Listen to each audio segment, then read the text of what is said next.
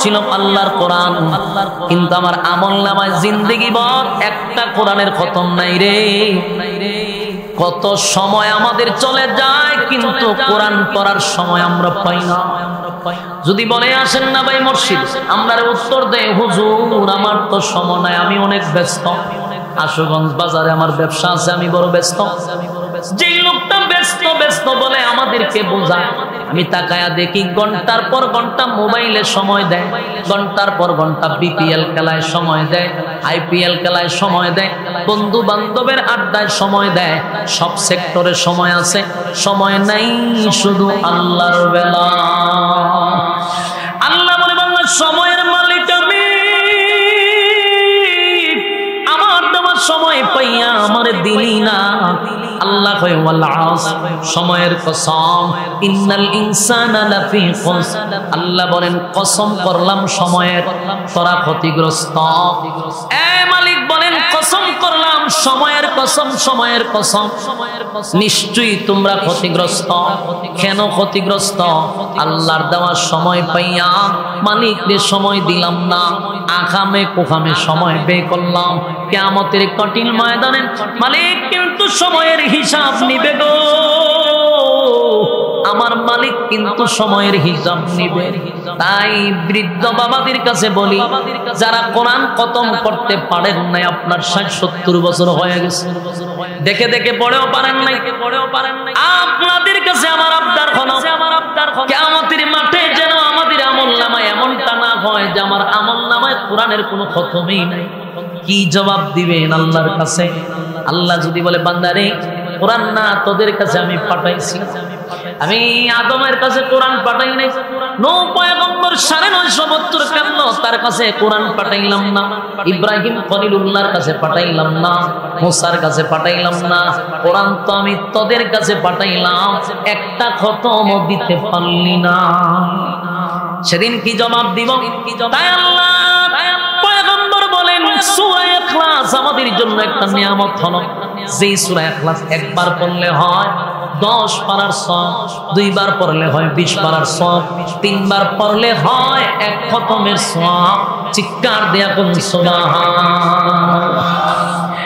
এত বড় নিয়ামত পাইছি, আমরা যদি প্রতিদিন 3 বার সূরা ইখলাসটা পড়ি রে, একটা খতম সওয়াব আমাদের আমলনামায় আসলো। এই একটা খতম সওয়াব যদি প্রতিদিন হয়, ৩৬৫ দিনে আমাদের ৩৬৫টা খতম হয়ে যায়। সুবহানাল্লাহ কি বারে গিয়ে হইবে? ৩৬৫ দিনে ৩৬৫টা খতম, মরার আগ পর্যন্ত পড়তে থাকলে কতটা খতম? সুবহানাল্লাহ। এতগুলা খতম লইয়া যখন হাসরের মাঠে দাঁড়াইবেন, আমলনামা দেখানো হবে, সেদিন তো তাকায়া দেখবেন শুধু কোরআনের খতম আর খতম আর খতম আপনার আমলনামার মধ্যে। সুবহান। তাই আমার সঙ্গে পড়ো, আমরা কমপক্ষে একটা খতম লইয়া বাড়িতে যাইতে রাজি আছি, কথা হয় না? তাহলে পড়ুন কুল হুয়াল্লাহু আহাদ আল্লাহুস সামাদ লাম ইয়ালিদ ওয়া লাম ইউলাদ ওয়া লাম ইয়াকুল লাহু কুফুয়ান আহাদ। এই মুহূর্তে আমার সঙ্গে যারা পড়ছেন প্রত্যেকের আমলনামায় কিন্তু 10 পারা রেডি হয়। সুবহানাল্লাহ না? আপনার দুর্বল, সব দিক দিয়ে আপনারা দুর্বল। এত বড় একটা সওয়াব অ্যাকাউন্টে জমা হইছে, ভিতর দিয়া সুবহানাল্লাহ বাহির হয় না। কি পরিমাণ শয়তানে আপনারে কিলাইছে চিন্তা করেন। জনমের লারানি আপনারা লারাইছে। 10টা পারার সওয়াব আমলনামায় ঢুকছে, আরো 10 পারার দরকার আছে। আবার পড়েন কুল হুয়াল্লাহু আহাদ আল্লাহুস সামাদ লাম ইয়ালিদ। আপনার আল্লাহ যে আল্লাহ, আমাদেরও সেই আল্লাহ, মাঝখানে ব্যবধানটা কোথায়? এখানে একটু বুঝার বিষয় আছে। আমাদের সমাজও হিন্দুরা বাস করে, হিন্দুরাও দেখবেন আল্লাহরে আল্লাহ বলে। আমার কথা বুঝেননি আপনারা? হিন্দুরা দেখবেন বলে যে উপরওয়ালা একজন আছে, হেও খ। মাঝে মধ্যে আমরা যদি জিগাই দাদা কেমন আছে, হয় উপরওয়ালা বালা রাখছে, তার মানে আল্লাহ যে একজন আছে এটা হেও মানে। কিন্তু এখানে তাদের আল্লাহ বিশ্বাস আর আমাদের আল্লাহ বিশ্বাসের মধ্যে উল্লেখযোগ্য বেশ কম আছে। বুঝেন আমার কথা? বুঝেন ভাই? একটু কথা না বলে তো আমি বুঝি কথা বুঝতেছেন না। আপনারা একটু হ্যাঁ না কইলে আমি বুঝি যে আমার ভাষা বুঝতেছেন, আর একবারে চুপ থাকলে আমি নিজে চিন্তা করে যাই যে কথা বুঝছেন কিনা। আপনারা যদি বল চুপ থাকেন আমি কথা বলবো কেন? এমনি আমি কথা কইতে পারতেছি না, অনেক কষ্ট হইতেছে, গলা ভাঙ। আপনারা কি বল চুপ করে বই থাকবে? আর কেমনে আওয়াজ করতেন আমার দেখলো তো রুচি আয় না, কারণ বেড়া হইলাম শিখ না। বড় বড় আলেমদের মাঝখানে বই আমি নিজে এখন বেখাসে হয়ে বইছি। সব বিজ্ঞ আলেমরা পিছনে সামনে, আমি তাদের ছাত্রের যোগ্য না, আমার নিজের একটু খবর হইতেছে। এর মধ্যে যদি আপনারা কথা না হয়, আমি যে কথা কইতেছি আপনারা যে বুঝতেছেন এটা তো আমি বুঝতেছি না। এই জন্য আপনারা একটু কথা বলেন। আমি মনে করি আজকের ওয়াজটা হবে আমার জন্য একটা প্রশিক্ষণ, কারণ বড় বড় ওলামায়ে কেরামদের সামনে কথা বলা এটা মনে করেন যে একটা ট্রেডিং এর মতো। আপনারা যদি আওয়াজ ওয়াজ দেন তাহলে কথা কিছু বাড়িব, নাহলে আপনারও সব কেমন হইব? কথা কি বুঝতেছেন নি? আপনারা যদি বুঝেন আমি কেমন বুঝতাম? আওয়াজ দিয়ে বুঝাইতে বলুন, হিন্দুদের আল্লাহ বলা আর আমাদের আল্লাহ বলা কি এক না? বেশ কম আছে? একটু মনোযোগ দিয়ে যদি শুনে তাহলে বুঝতে পারবেন। এরা কিন্তু আল্লাহরে আল্লাহ খায়। আমরার বাড়িতে হিন্দু আছে, আমার গ্রাম দেখছি, এরাও খায়। আল্লাহ ভালোই রাখছে, সন্দেহ কিরে আমরা আল্লাহ কই, এরা আল্লাহ। কিন্তু এদের আল্লাহ বলা আর আমাদের আল্লাহ বলার মধ্যে বেশ কম আছে। রাসূলের কাছে তারা বলছে যে আপনি যে আল্লাহরে আল্লাহ করেন আমরা তো আল্লাহই কই, তা আপনারা আমার মধ্যে বেশ কম কই, বেশ কম আছে। এই জন্য দেখবেন সূরার নাম কিন্তু রাখা হয়েছে ইখলাস। বলুন সূরার নাম কি? ইখলাস শব্দের অর্থ কি জানেন? খাঁটি। বলুন ইখলাস শব্দের অর্থ কি? এই সূরার নাম কিন্তু খাঁটি রাখা হয়েছে। তার মানে আমাদের আল্লাহ বলা আর এদের আল্লাহ বলার মধ্যে যে বেশ কম আছে, এর উল্লেখযোগ্য বেশ কম হলো আমাদের আল্লাহ বলাটা হলো খাঁটি, এদের আল্লাহ বলা কিন্তু খাঁটি না। এখন আরেকটা বিষয় দেখেন, এরা আল্লাহ মানে ঠিক, আল্লাহকে আল্লাহ বলে ঠিক, কিন্তু আল্লাহকে একক বলে বিশ্বাস করে না। এরা মনে করো উপরে একজন আছে, বাকি আমরা যে নিজের হাতে বানাইছি, পিছন দিয়ে যে বাঁশ ঢুকাইছি, এগুলো হইলো ওই আল্লাহর সাথী সঙ্গী। এই আল্লাহ বলার আল্লাহ মানার বিশ্বাস। উপরে একজন আছে এটা বিশ্বাস করে, বাকি নিচে যে নিজের হাতে বানাইছে এটা হইলো উপর আল্লাহর সাথী সঙ্গী। এই জন্য তাদের আল্লাহ বলা আর আমাদের আল্লাহ বলার মধ্যে উল্লেখযোগ্য বেশ কম, সামান্য বেশ কম। হ্যাঁ,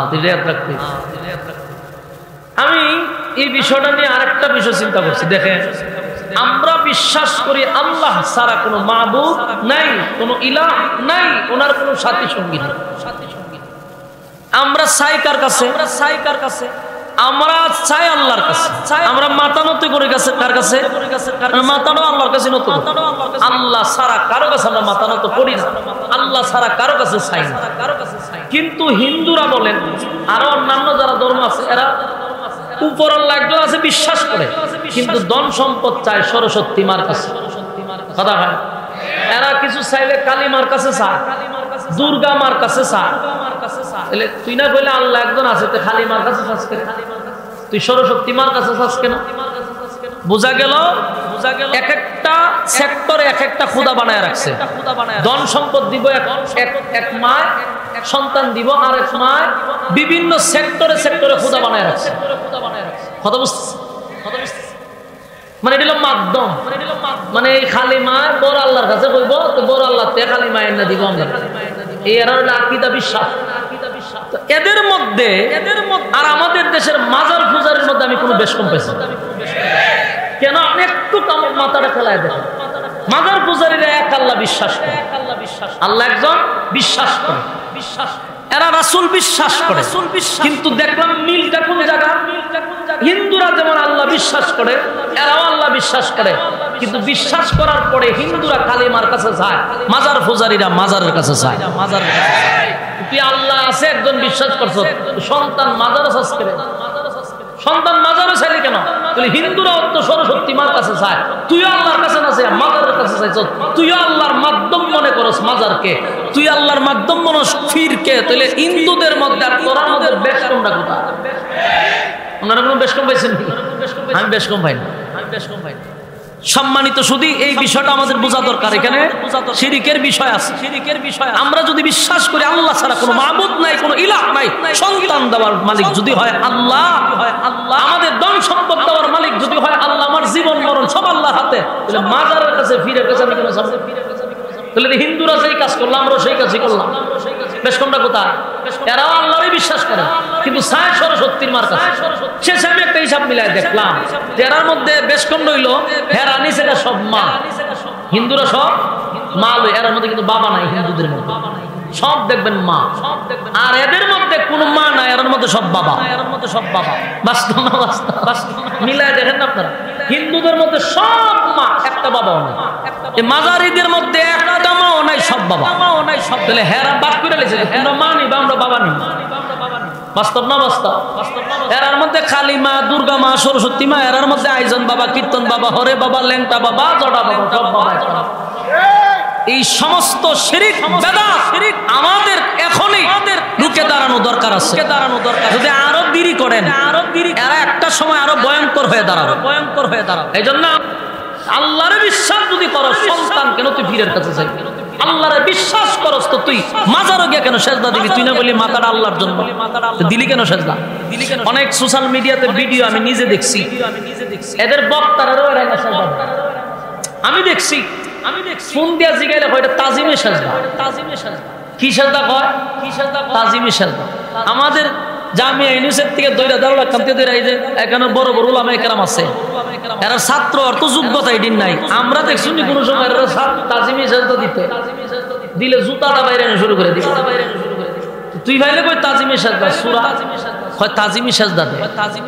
এরা শ্রোতাদেরকে শিরিক শিখাইতেছে, নিজেও জাহান্নামে যায়, শ্রোতাদেরকে দইরা দইরা জাহান্নামে নিতেছে।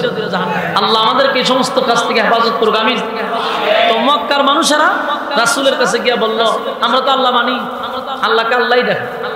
ওই এদের আল্লাহ বলার আমাদের আল্লাহ বলার বেশ কমরা আপনাদেরকে দেখুন বুঝাইলাম। এরা আল্লাহর আল্লাহ মানে, কিন্তু একজন মানে না। এরা বড় বট গাছ দেখলে এটাও খোদা, তারপরে সূর্য উঠলে এটাও খোদা, বড় পাথর দেখলে খোদা, এমনকি একটা তুলসী গাছে খোদা।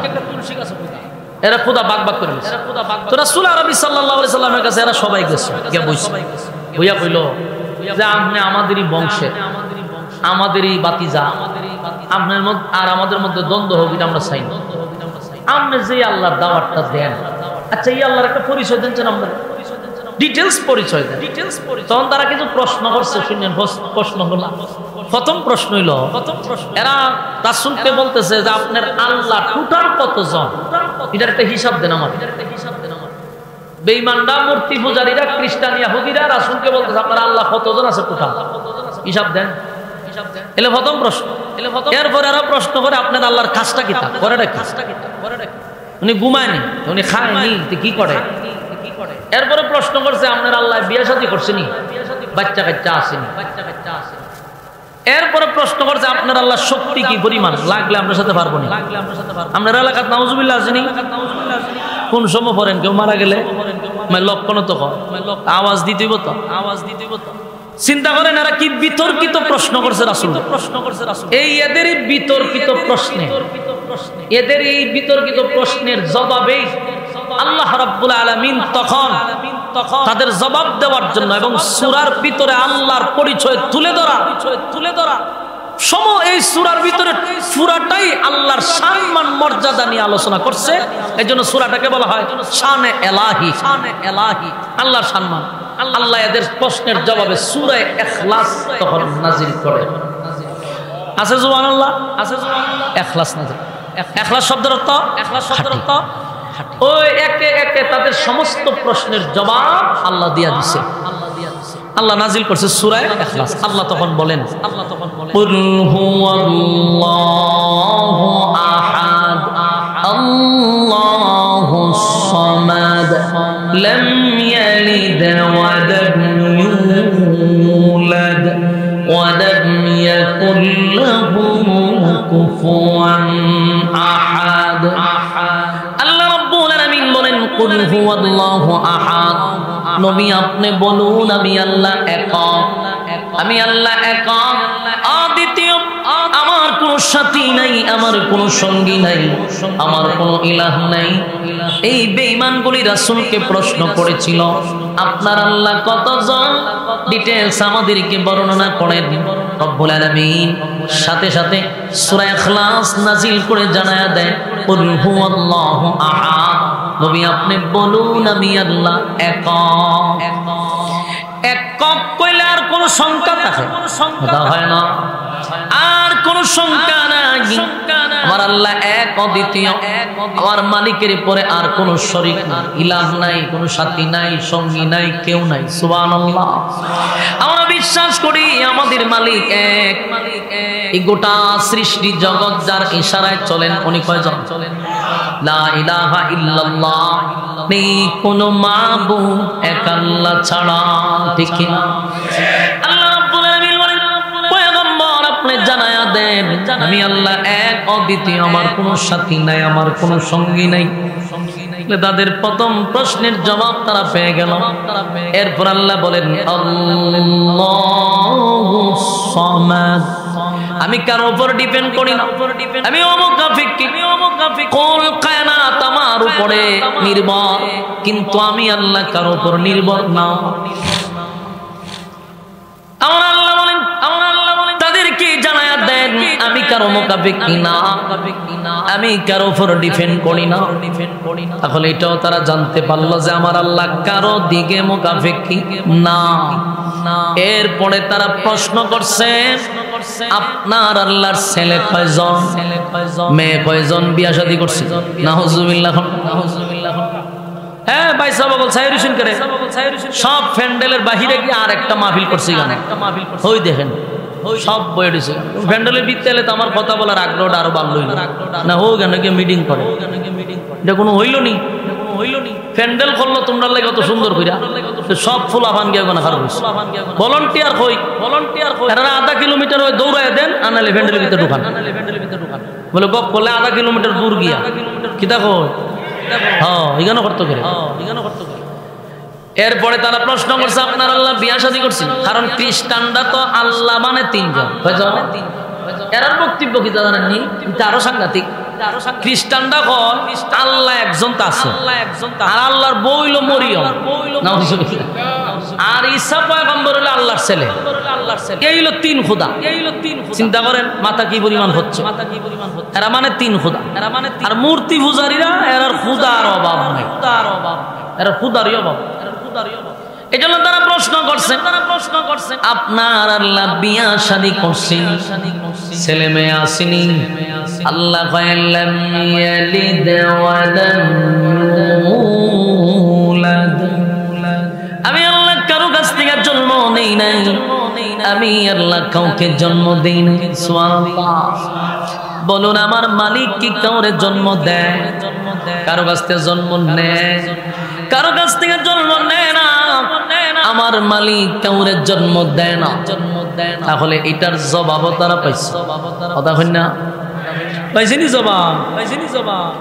এটার জবাব মালিক দিয়া দিল, লাম ইয়ালিদ ওয়া লাম ইউলাদ, আমি আল্লাহ কারো কাছ থেকে জন্ম নেই নাই, আমি কাউরে জন্ম দেই নাই। বেঈমানরা তাদের প্রশ্নের জবাব পেয়ে গেল।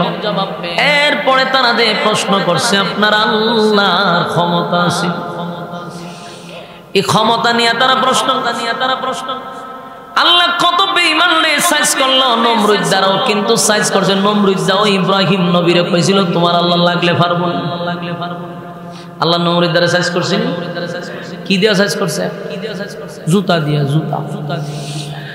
আল্লাহর বরত্ব নিয়ে যারা বড়াই করে এদের শেষ পরিণতি হয় জুতার বাড়ি। কথা হয় না? ক্ষমতা পাইয়া ক্ষমতার অপব্যবহার করা যাবে না। তুমি কেমন ক্ষমতার মালিক হইছ? সামান্য একটা বাংলাদেশ। হ্যাঁ, আর নমরুদরে আল্লাহ গোটা পৃথিবীর রাজত্ব দিছিল। একটা দেশ না, গোটা পৃথিবীর রাজত্ব নমরুদ। সেই নমরুদরে যদি আল্লাহ জুতা দা ফিটাইতে পারে, তাহলে দাদার দেশের দাদারে কি আল্লাহ জুতা দা ফিটাইতে পারে না? দাদা একটা ভারত মহাদেশ মনে কইরা দাদায় যেই পরিমাণ লাফানিটা লাফাইতেছে, আল্লাহ বুঝাইয়া দিছে নমরুদারে কিন্তু জুতাদা দিছি, ফেরাউন্নারে কিন্তু আমি সুবায়া মারছি, আর মুদ্দারে আল্লাহ জুতাদা ভিড়াইব। ওই মুদিয়ার ফেরাউন এই এরার মতো না, মুদিয়ার নমরুদ একরকম। নমরুদারে যেমন জুতাদা ভিড়াইছে, আল্লাহ নমরুদরেও জুতাদা ভিড়াইছে, ঠিক মুদিরেও জুতাদা ভিড়াইব। অপেক্ষা করো, লক্ষণ মুদির বেশি ভালো, বেশি শুরু করে দিছে লক্ষণ খুব খারাপ। আল্লাহ বলেন ক্ষমতা দিয়া পরীক্ষা করি, ক্ষমতা পাইয়া কয় আল্লাহকে আমার সঙ্গে পারবো, চিন্তা করে। এই নমরুদও কিন্তু একই বক্তব্য খলিলুল্লাহর কাছে বলছিল।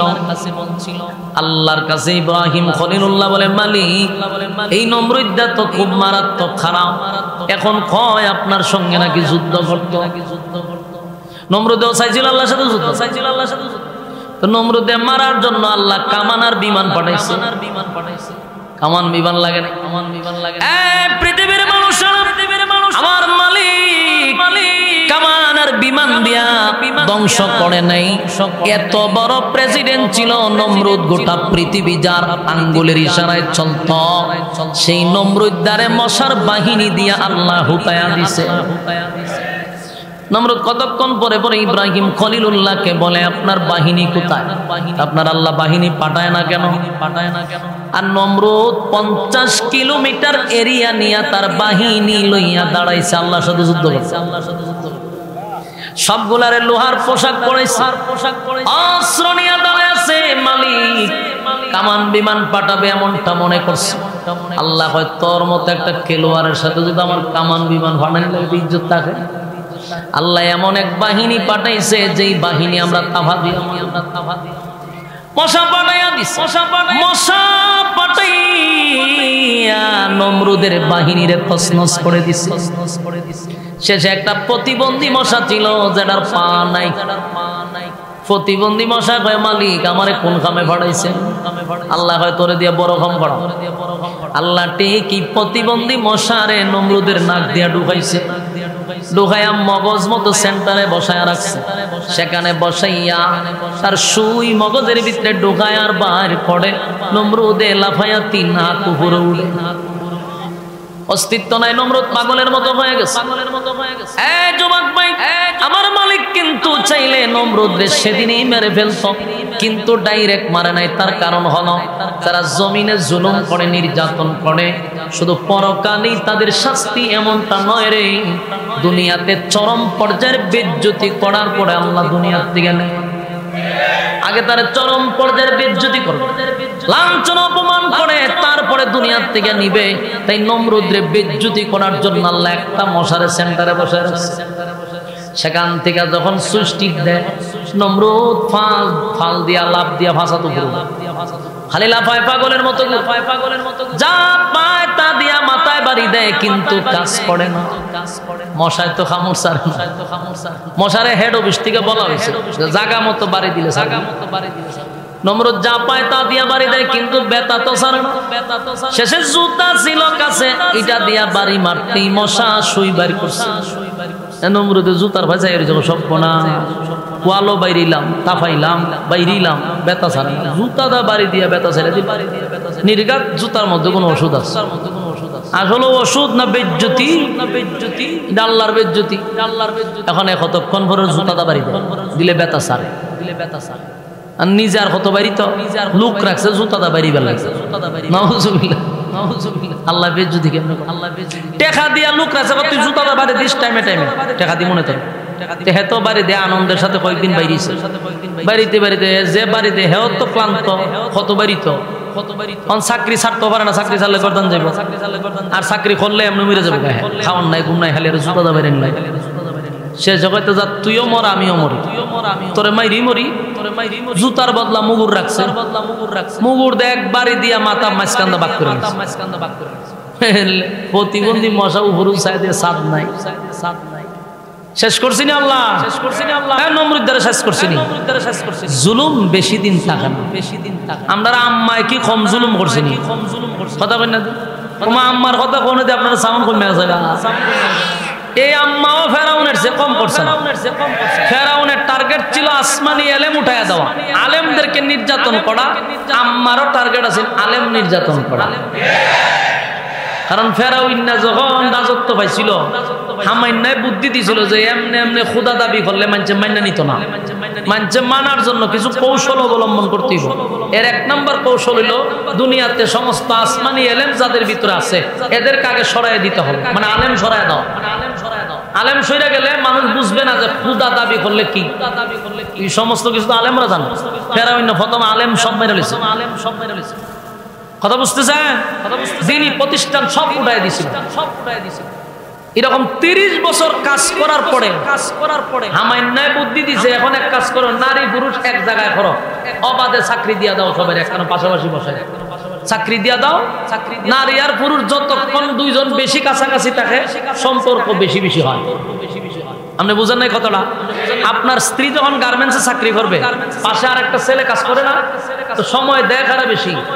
ওই গার্মেন্টসের ছেলের সাথে সময় বেশি যায়। এই জন্য যার সাথে মেয়েরা সময় দেয় বেশি তার সাথে সম্পর্ক হয় বেশি। এই জন্য দেখবেন স্বামীর সাথে গড়ে গিয়া তার ভালো লাগে, কথা পেতে তার মজা লাগে না। তো যখন অবাধে চাকরি দিয়া দিবা, নারী পুরুষ এক জায়গায় বসায় দিবা, তখন জেনা বেবিচার শুরু হয়ে যাবে। আর জেনা বেবিচারের মাধ্যমে যখন সন্তান হবে, এগুলা সব হালাল জাদা না হারাম জাদা? সব হারাম জাদার বাচ্চা জন্ম নিবে। আর এই হারাম জাদা যখন জন্ম নিতে নিতে 10 বছর জন্ম নিতেই থাকবে। 10 বছরের সব হারাম জাদারে খাওয়াইয়া ফাইল্লা বড় করবেন। এগুলা সব জারজ সন্তান। আর জারজ সন্তান যখন সমাজে বেশি হবে, তখন আপনি খুদা দাবি করেন, কেউ বাধা দিবে না। কি সুন্দর প্ল্যানিং করছে হামাইন্না। সব মাস্টার মাইন্ড হইল হামান, ওই ফেরাউনের বন্ধু। তরমুজ ক্ষেতের সূরা 2টা ছিল, একসাথেই চলছে। হ্যাঁ, মাস্টার মাইন্ড, বুদ্ধি সব দিত। হ্যাঁ, এর বুদ্ধি ছাড়া জীবন লড়তো না ফেরাউনের।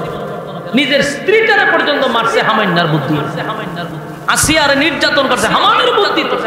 সব হামানের, সব হামানের। এই হামাইন্না শেষে কয় তুই খুদা দাবি কর। আমার মানুষে ফিডাইবে হন না, খুদা দাবি করবে 40 বছর পরে। আর বাকি 30 বছর খালি সমাজে কাজ করতে পারে। কাজ কিতা? আলেম উঠায় দাও। সমাজে আসমানি আলেম যাদের ভিতরে এদেরকে উঠায় দাও, মাদ্রাসা বন্ধ করে দাও, জানাবে বিচার বাড়ায় দাও, অবৈধ সন্তানের জন্ম বেশি দাও। খুদা দাবি করলো কেউ কিছু, বাস্তব হয়েছে নি? কথা কন্যা দি ফেরাউন্না খোদা দাবি করছিনি পরে? কেন? সব জারজ সন্তান ছিল।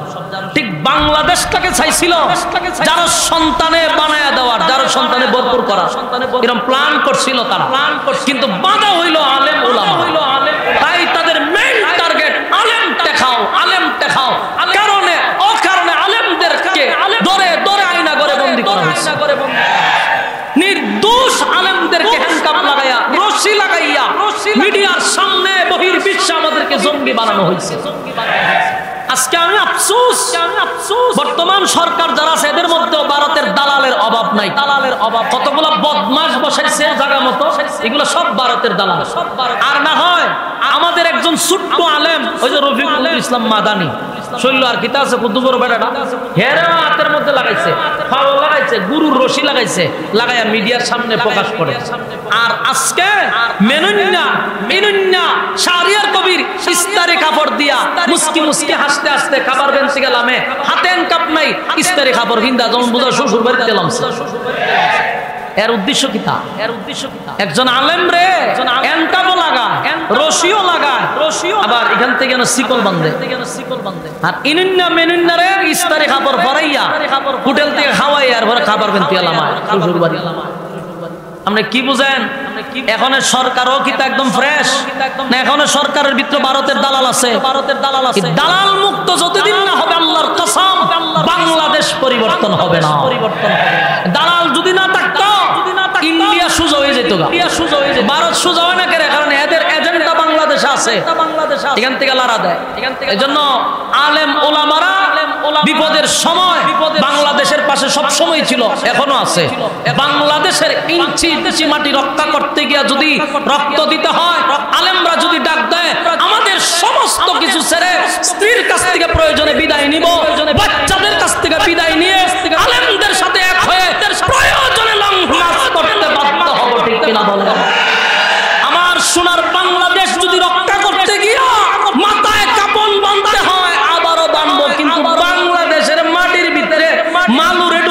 না ইনশাআল্লাহ। আপনারা কি মনে হয় ওই বাংলাদেশে এমনি এত গরম হইছে? গরম না, ওই যে ফেসিস সরকারি গানে বইয়ে বইয়ে রিমোট কন্ট্রোল। আল্লাহ এদের ষড়যন্ত্র থেকে বাংলাদেশে হেফাজত করুক, আমিন। আপনারা কি বইয়ে থাকবেন না? সজাগ থাকা দরকার। গভীর ষড়যন্ত্র হচ্ছে। আল্লাহ এই জন্মভূমি বাংলাদেশকে হেফাজত করুক, আমিন।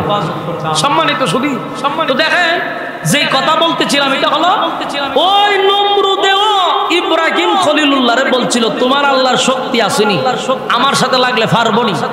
একই প্রশ্ন ওই রাসূলের কাছে এরা করছে, আপনার আল্লাহর শক্তি কি পরিমাণ, লাগলে পারবনি। আল্লাহ জবাব দিছে সূরা ইখলাসের ভিতরে, ওয়ালাম ইয়াকুল্লাহু কুফুয়ান আহাদ। আল্লাহ জবাব দেয়, আমার সমতুল্য কেউ নাই, আমার সমকক্ষ কেউ না। একে একে তাদের সব প্রশ্নের জবাব দিয়া দিল।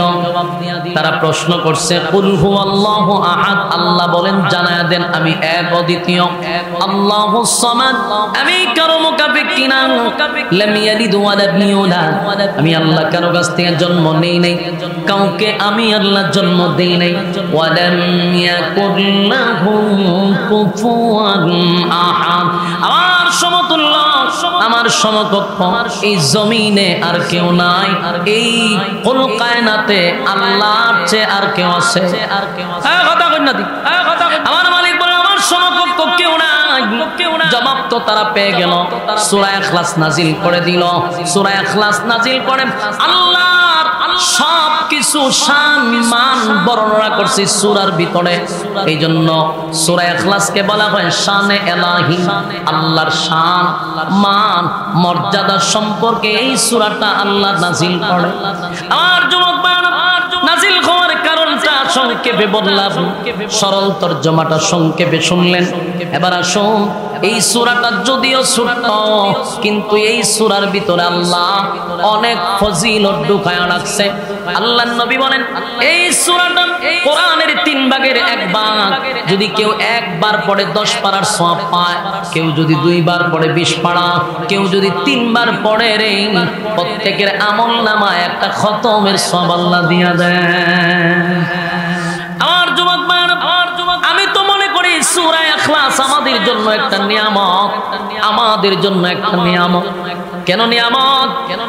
এই প্যান্ডেলের ভিতরে অনেক মানুষ আছেন, অনেক মানুষ দাঁড়ায় আছে, এদের মধ্যেও আছে এমন লোক আছে রে সূরা ফাতিহা থেকে নিয়া সূরা নাস পর্যন্ত, আজ পর্যন্ত দেখে দেখে পরে পরে খতম দিতে পারে না।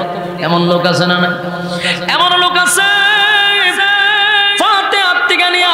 পর্যন্ত তার কপালে জুটে নাই, কোনদিন দেখে দেখে পড়ে একটা খতম দিবে হয় নাই, তার ভাগ্যে নাই। আবার অনেকে খতম দেয়, অনেক আলেমের কাছে গিয়ে হুজুর আমি এক খতম মসজিদে বসকায়া দিই। বসকানি যে কেমনি ডেম বুঝলাম, কিতাব বসকাইতাম 20 টাকা দিয়া, হয় বসকাই দিয়ে। আচ্ছা, তো কিতাব পড়ছে, আমাদের সমাজে অনেকে খতম বসকা, তো কিতাব পড়ছে।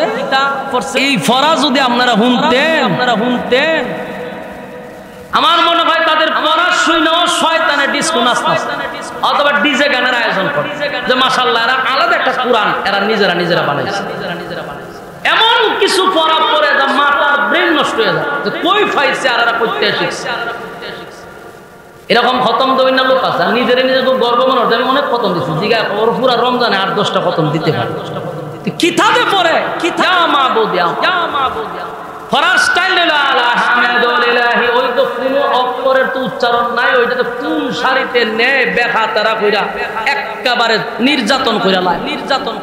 আল্লাহ আমাদের সমস্ত ফরাত থেকে হেফাজত করুক, আমিন। বাড়ি দিয়ে হবে কেন? মসজিদের ইমাম রাখছেন, 1 ঘন্টা সময় দিতে পারেন না হুজুরের কাছে? বলে হুজুর আমার ফরা তো খামসারছে, অন্তত 4টা সূরা শিখেন। আমাদের মাদ্রাসার মক্তবের যে ছাত্রগুলা নুরানি, এদের ফরা শুননা দিচ্ছেন, আর আপনার ফরা শুনলে শয়তানে নাচা শুরু করে যে ভালো হয়েছে কোরআন শরীফ আরেকটা বানাইছে।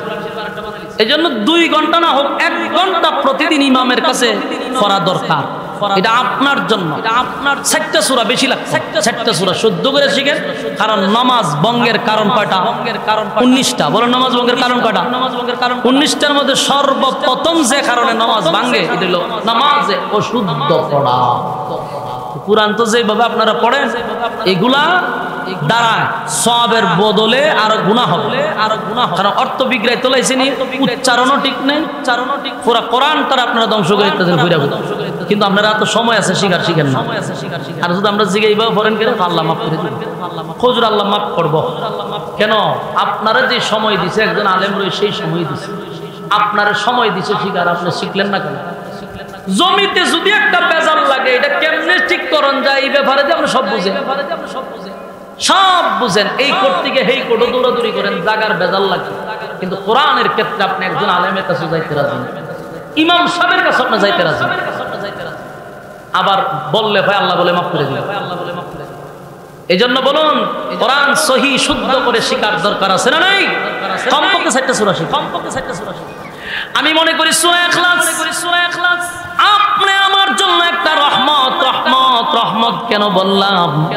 অনেক মানুষ আছে কোরআন খতম তার কপালে জুটে নাই, জীবন চলে গেছে 60 বছর 70 বছর হয়ে গেছে, এখনো একটা খতম নিজে করতে পারে নাই। এই হালতে যদি মারা যান, কিয়ামতের মাঠে যখন আপনার আমলনামা আল্লাহ আপনাকে দড়ায়া দিবে, তাকায়া দেখবেন যে গোটা আমলনামার জিন্দেগিতে একটা কোরআনের খতম আপনার আমলনামায় নাই। আফসোস, আমার মালিক এই কোরআন আমাদের কাছে পাঠাইলো, কত বড় নিয়ামত ছিল আল্লাহর কোরআন, কিন্তু আমার আমলনামায় জিন্দেগি ভর একটা কোরআনের খতম নাই রে। কত সময় আমাদের চলে যায় কিন্তু কোরআন পড়ার সময় আমরা পাই না। যদি বলে আসেন না ভাই মসজিদ, আমরা উত্তর দেয় হুজুর আমার তো সময় নাই, আমি অনেক ব্যস্ত, আশুগঞ্জ বাজারে আমার ব্যবসা আছে, আমি বড় ব্যস্ত। যেই লোকটা ব্যস্ত বলে আমাদেরকে বোঝায়, আমি তাকায়া দেখি ঘন্টার পর ঘন্টা মোবাইলে সময় দেয়, ঘন্টার পর ঘন্টা বিপিএল খেলায় সময় দেয়, আইপিএল খেলায় সময় দেয়, বন্ধু বান্ধবের আড্ডায় সময় দেয়, সব সেক্টরে সময় আছে, সময় নাই শুধু আল্লাহর বেলা। আল্লাহ বলে বাংলা সময়ের মালিক আমি, আমার দেওয়ার সময় পাইয়া আমারে দিলি না। আল্লাহ কয় ওয়াল আসর, সময়ের কসম, ইন্নাল ইনসানা লাফি খুসর। আল্লাহ বলেন কসম করলাম সময়ের, তোরা ক্ষতিগ্রস্ত। এ মালিক বলেন কসম করলাম সময়ের কসম, সময়ের কসম, নিশ্চয়ই তোমরা ক্ষতিগ্রস্ত। কেন ক্ষতিগ্রস্ত? আল্লাহর দেওয়া সময় পাইয়া মালিককে সময় দিলাম না, আখামে কোখামে সময় ব্যয় করলাম। কিয়ামতের কঠিন ময়দানে মালিক কিন্তু সময়ের হিসাব নিবে গো, আমার মালিক কিন্তু সময়ের হিসাব নিবে। তাই বৃদ্ধ বাবাদের কাছে বলি, যারা কোরআন খতম করতে পারেন নাই, আপনার 60-70 বছর হয়ে গেছে, দেখে দেখে পড়েও পারেন নাই, আপনাদের কাছে আমার আবদার হলো, কিয়ামতের মাঠে যেন আমাদের আমলনামায় এমনটা না হয় যে আমার আমলনামায় কোরআনের কোনো খতমই নাই। কি জবাব দিবেন আল্লাহর কাছে? আল্লাহ যদি বলে বান্দারে কোরআন না তোদের কাছে আমি পাঠাইছি, আমি আদমের কাছে কোরআন পাঠাই নাই, নূহ পয়গম্বর 950 বছর কান্দ তার কাছে কোরআন পাঠাইলাম না, ইব্রাহিম খলিলুল্লাহর কাছে পাঠাইলাম না, মুসার কাছে পাঠাইলাম না, কোরআন তো আমি তোদের কাছে পাঠাইলাম, একটা খতম দিতে পারলি না। সেদিন কি জবাব দিব? তাই আল্লাহ পয়গম্বর বলেন সূরা ইখলাস আমাদের জন্য একটা নিয়ামত হলো। যে সূরা ইখলাস একবার পড়লে হয় 10 পারার সওয়াব, 2 বার পড়লে হয় 20 পারার সওয়াব, 3 বার পড়লে হয় 1 খতমের সওয়াব। চিৎকার দেয়া কোন সুবহানাল্লাহ। এত বড় নিয়ামত পাইছি, আমরা যদি প্রতিদিন 3 বার সূরা ইখলাসটা পড়ি রে, একটা খতম সওয়াব আমাদের আমলনামায় আসলো।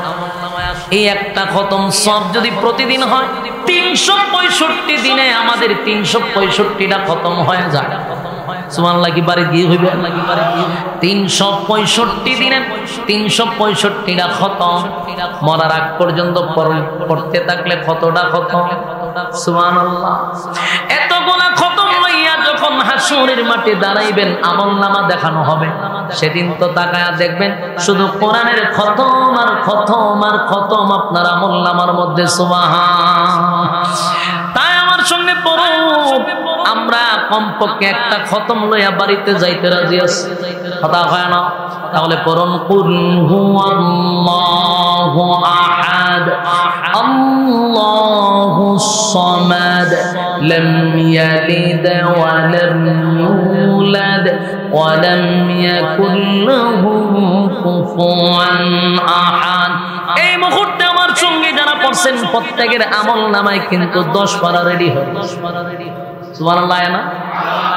আপনারা দুর্বল, সব দিক দিয়ে আপনারা দুর্বল।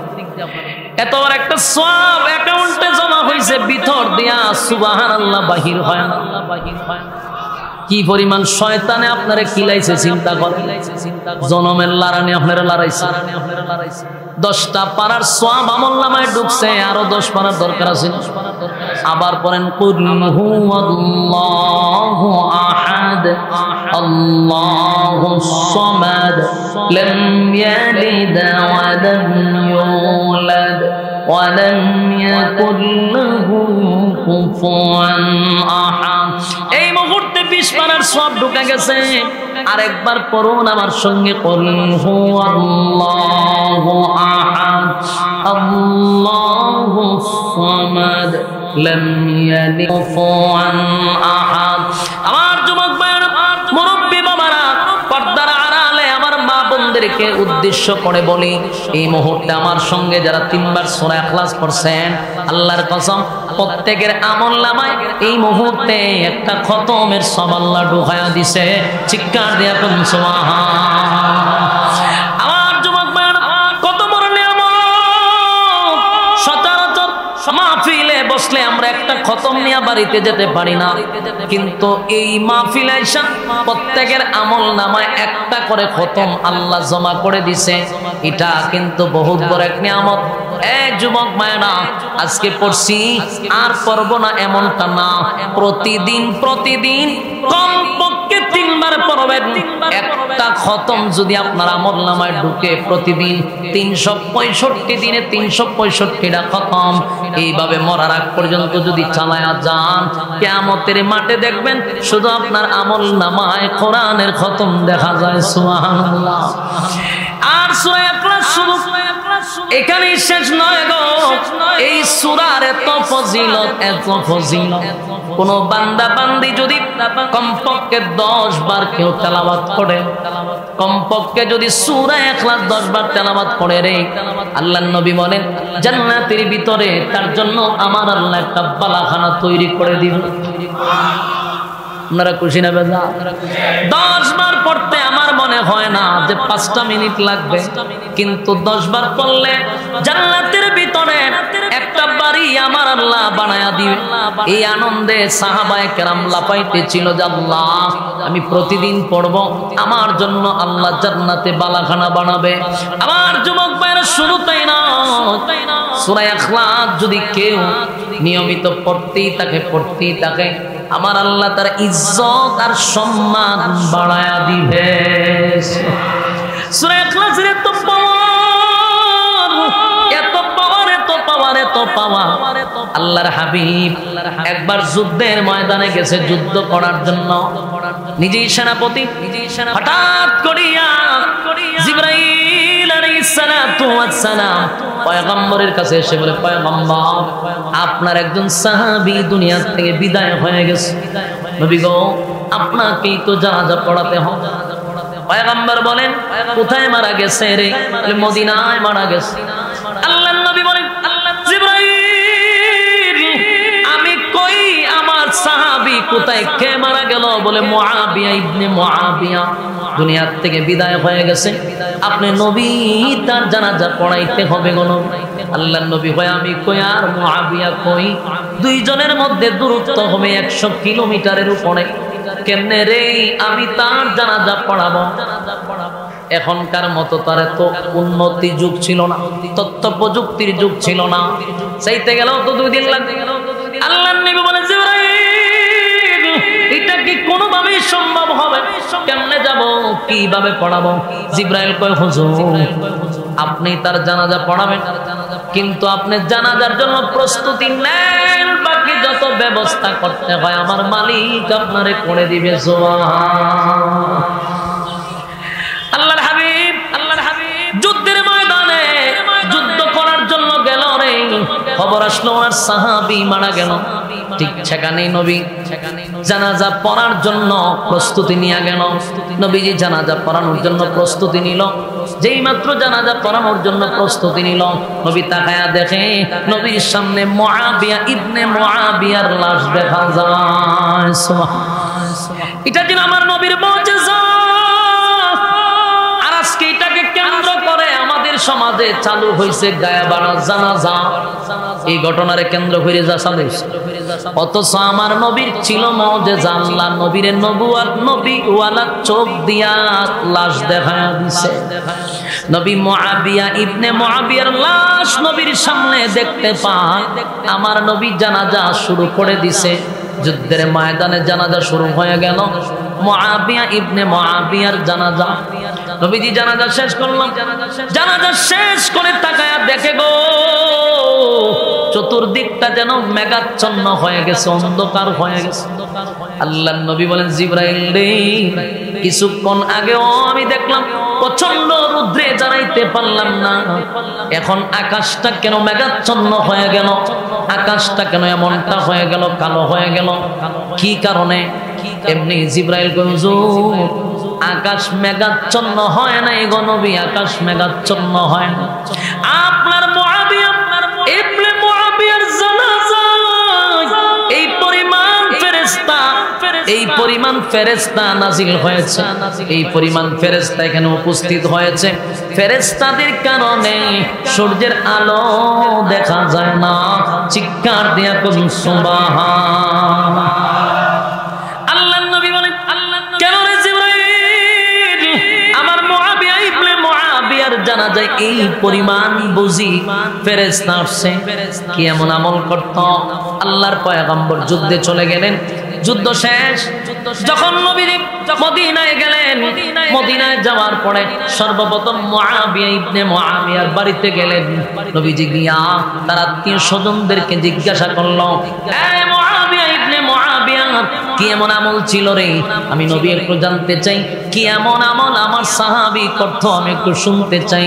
তার আত্মীয় স্বজন বলল, হুজুর সচরাচর আমরা যে আমল করি এটাই তো করে, আর এক্সট্রা কোনো আমল দেখি নাই। তবে আমাদের কাছে একটা বিষয় স্পষ্ট ছিল, মুআবিয়া ইবনে মুআবিয়া হাঁটতে বসতে যেখানে যাইতো অবসর সময় পাইলেই মুআবিয়া ইবনে মুআবিয়া সূরা ইখলাস কুল ফাল্লাহ সূরা পড়তে থাকতো। সুবহানাল্লাহ। সূরা ইখলাসের ফজিলত কত বেশি! মুআবিয়া ইবনে মুআবিয়া সূরা ইখলাস পড়ার কারণে আমার আল্লাহ তার এত সম্মান আর এত মর্যাদা বাড়ায়া দিছে। তার জানাজায় অসংখ্য অগণিত ফেরেশতা পর্যন্ত নাজিল হয়। আমার যুবক ভাইরা বলুন তো দেখি, সেই আল্লাহ এখনো আছে না নাই? জোরে কয় না আমার মালিক এখনো আছে। আমরাও যদি প্রতিদিন সূরা ইখলাস পড়তে থাকি, অবসর সময় পাইলেই পড়ব, একদিকে হলো তোমার ইজ্জত আল্লাহ বাড়ায়া দিবে, সমাজের মধ্যে সম্মান বেড়ে যাবে। আল্লাহ রাব্বুল আলামিন বলেন ইখলাসের কারণে কিয়ামতের ময়দানে আমি আল্লাহ তোমার জন্য জান্নাতে একটা বালাখানা তৈরি করে দিব, সমাজে তোমার ইজ্জত বাড়ায়া দিব। এই সূরার অসংখ্য ফজিলত যুবক ভাইরা আমার, আমি আপনাদের সামনে সংক্ষিপ্তভাবে কথাগুলি বলার চেষ্টা করছি।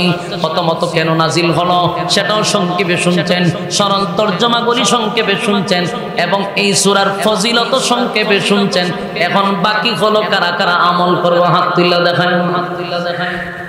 সবাইকে কমপক্ষে 3 বার, কথা হয় না, কমপক্ষে 3 বার, উপরে আমরা 10 বার 100 বার পড়বো ইনশাআল্লাহ। আল্লাহ সবাইকে কবুল করুক। বলনেওয়ালা শুননেওয়ালা উভয়কে সহি আমল করার তৌফিক দান করুক, সকলে বলে আমিন। সম্মানিত সুধী, আমি আপনাদের এখানে জাস্ট দোয়া নেওয়ার উদ্দেশ্যে আসছি। আলহামদুলিল্লাহ উলামায়ে কেরাম আমাকে যে ভালোবেসে এখানে দাওয়াত দিচ্ছেন এবং এখানে বয়ান করার সুযোগ দিচ্ছেন, এই সমস্ত আলেমদের মাঝখানে যে কথা বলতে পারছি, এটা আমি নিজেকে নিজের নিয়ামত মনে করি। আল্লাহ রাব্বুল আলামিন আমাদের উলামায়ে কেরামদেরকে, আমাদের আকাবিরদেরকে আল্লাহ নেক হায়াত দারাজ করুক এবং দুনিয়া আখিরাতের সম্মান আর ইজ্জত দান করুক। সকলে বলে আমিন। কথাগুলির উপরে বলনেওয়ালাকে, শুননেওয়ালাকে উভয়কে সহি সহি আমল করার তৌফিক দান করুক। আমিন। আসসালাম।